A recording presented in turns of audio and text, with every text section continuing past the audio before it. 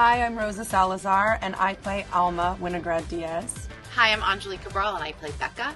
I'm Constance Marie, and I play Camilla. I'm Kate Purdy, and I'm a creator and showrunner of the show Undone. What I loved is the first table read, how you all clicked as a family right away. It was beautiful.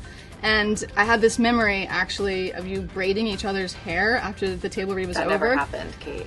Rosa says it happened. No, it didn't. Did it? No, Because I thought maybe it didn't. Like, and then Rosa was like, no, that did happen. No, we were like... Maybe I also had that memory? I never saw any braids happening, but when I was at the table, the humor and the funny that came out of it was shocking to me because the circumstances are not really set up to be funny. No. But in the reading of it, it was just so amazing. And as we shot it, I feel like we found more of that in the relationship, like the banter, the kind of nitpicky relationship between daughters and their mother. And very your real. Daughter plays me. Yeah, in flashbacks. In exactly. Flashbacks. Oh my God. She's Luna Marie. Yes, my real daughter actually plays my pretend daughter in flashbacks. I will say this is the first time I've ever worked on a show where I didn't feel like there was competition between the other Latina actresses. Like we all had the job. Yeah. Usually you're like, you know, one of us is getting fired like the second episode. Because like you never used to be able to have more than one. It was like this wonderful feeling of warmth and kind of acceptance and strength community, and community. And like support, we were supporting each other. We weren't like against each other, which I'd never had that. As long as I'm the number one. As long as she's number one. I'm very clear. As long as Rose is number one,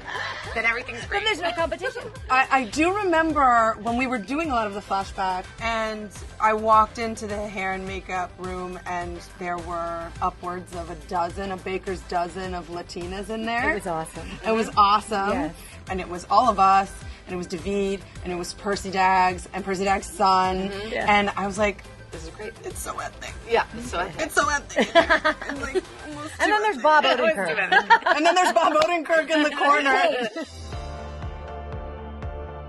So the backstory behind the show is that it comes from some personal inspiration. My grandmother actually had schizophrenia. Oh, wow. And I was always sort of interested in what it would mean if I developed that myself. And so I started thinking about what is that like to lose your mind, and I had all these fears around it growing up. And then in my mid-30s did have a nervous breakdown. Like had depression and anxiety and had all these experiences and looked into ways to help myself. And ultimately I found the help I needed with alternative therapies. And then looking into different indigenous cultures and their traditions, the people who have visions and hear voices are often like the shamans or the seers, and they believe that you can be in touch with something greater than we experience. And just knowing that that's a possibility eased my fears and my anxieties around it, and allowed me to think about this as a possible gift, maybe even from my grandmother. So that's where the concept of the show came out of. I sure look at it as a gift. Wow. Do you? From your grandmother. Oh, yeah. Holy cow, that was unbelievable. What I you didn't did know with all that. that, I don't think. I didn't know Really? it either. I don't but think I knew all what of you that. did with that journey that you went on and to make what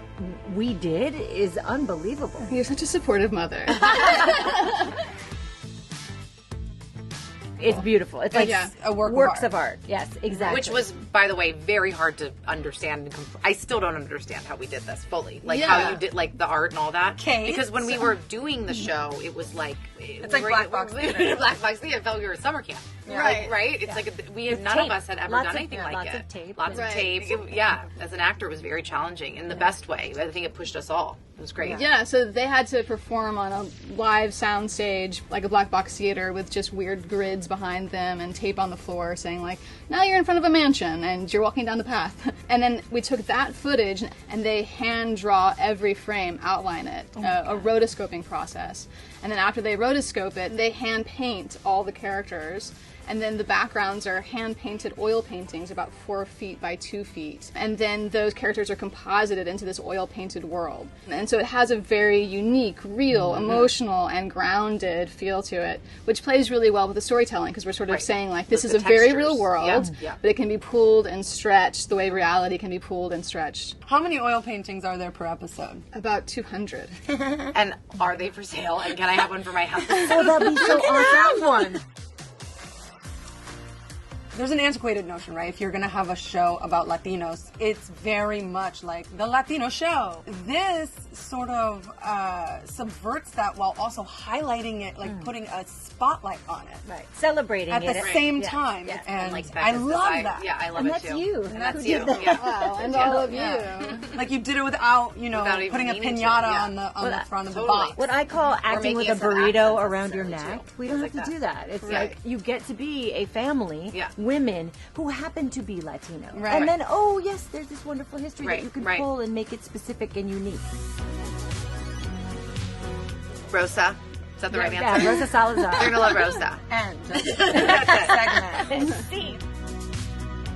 There's something for everybody. Right. And there's relationship lines for everyone. I know that for me, diving into a mother-daughter relationship, how charged that can be, how we never really forgive our mother for doing so much. And we get to go and see how much you did. We actually get to go back in watch. time and watch That you is fascinating. pushing the boulder called Alma up a hill and being a mother and being a single mother, and that gave me chills. So just to dive into those relationships and a sister-sister relationship where siblings can be cut from the same vagina, but they can be on completely different pages. Right. I don't have a sister that I call a sister, and Oh, so I this see, was yeah. a very new relationship, and it was also so fun. Like, We're so connected. different, but we're so Yeah, connected. yeah, in real life too. Even It's in a real good, life, it's a yeah. good match. It It is. really is. For me, the fascinating thing about this story is that we replayed the scenes with you making different choices. Yeah. And that was the fascinating thing to me. Because we don't always get a redo. We Right. don't always get to get,